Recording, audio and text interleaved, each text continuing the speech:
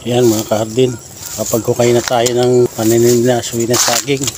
Ayan, nakasampu naman, nakasampung puno. Ayan, hanggang doon. Kukunin natin ngayon. Hakutin ko yan.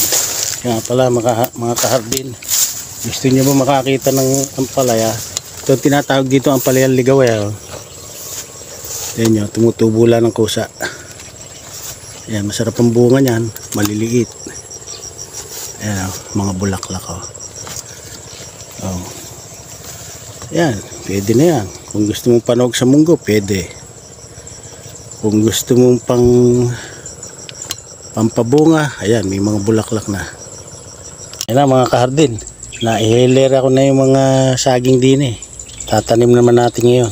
Kailangan kasi ganyan gawin natin. Ayan, kung saan ayos ang pagtatanim kasi mag-isa lang naman ako. Kaya unti-unti lang. Pag naayos ng lahat, ko ng lahat, edi magtatanim naman ngayon. Ayan, bali nakasampung puno pala ngayon. Nataniman naman itong lahat. Taniman naman lahat. Kaya thank you Lord sa lakas na pinagkaloob nyo sa akin. Doon pa pala na isa ron. Hindi bali, saka na lang. Ayan. Ngayon naman ay gusto ko ipakita sa inyo ang pagtatanim nito. Ganun lang. Ihuhulog lang na gano'n. Tapos tatabunan. Kasi tumatayo ng kusa. Kung yung bibitawan nito isang kamay nito. Yun, tumatayo na. Kaya pwede ng tabunan.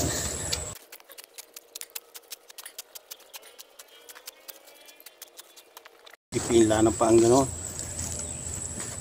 Okay na. Yun. Okay na mga kahardin. Napakita ko na sa inyo. Kayo naman ay hindi ko naman kayo tinuturuan. Ayon lang sa aking karanasan sa pagtatanim na saging. Yan ang aking natutunan. Thank you for watching.